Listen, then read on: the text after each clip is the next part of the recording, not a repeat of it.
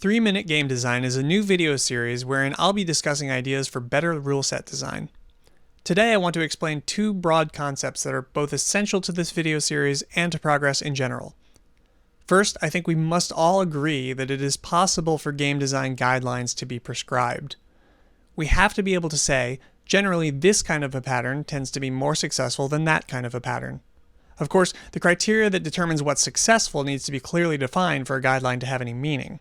There will always be exceptions to these guidelines, but if we're to let that stop us, then we simply can't make any progress. We don't have to have solved the discipline of game design to start doing this. Human nutrition science is still pretty fuzzy, but we can say that, generally speaking, Cheez-Its are less healthy for you than vegetables. Even when problems are super hard, we can and must inch towards better understandings anyway. Unfortunately, many incorrectly believe that the creative arts are an exception to this rule, when in fact, we've discovered numerous guidelines that modern musicians, visual artists, and writers use every day. It's okay if not everyone agrees about a guideline. We don't wait for unanimous agreement to prescribe guidelines in other disciplines, and game design should be no different. In fact, we all already operate with internal guidelines of our own, whether we say them out loud or not.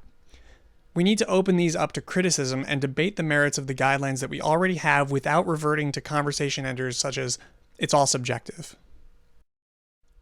I'm not the first person to point out the fact that we do not have the language necessary to discuss game design in a clear way. Using common definitions, we will constantly find ourselves talking past each other. We can't even begin to ask useful questions without decent language tools. Part of the solution will be using prescriptive language. You won't find a successful field of study that did not prescribe its own specialist terminology. I've prescribed my own taxonomy for interactive systems design, which you can read about on my site. You don't have to agree with this taxonomy, just keep it in mind that when I say puzzle, I'm referring to something very specific. The truth is there exist interactive forms, design patterns that we can utilize to achieve certain benefits. For instance, one form might be something we designed to be solved, whereas another form might be something that's designed not to be solved. This is a rather fundamental property of a system, and it's a good example of why we need better terms. If you agree that it's possible to figure out guidelines for better rule set design, and you can get behind the idea of using prescriptive terminology, then 3-Minute Game Design might be for you.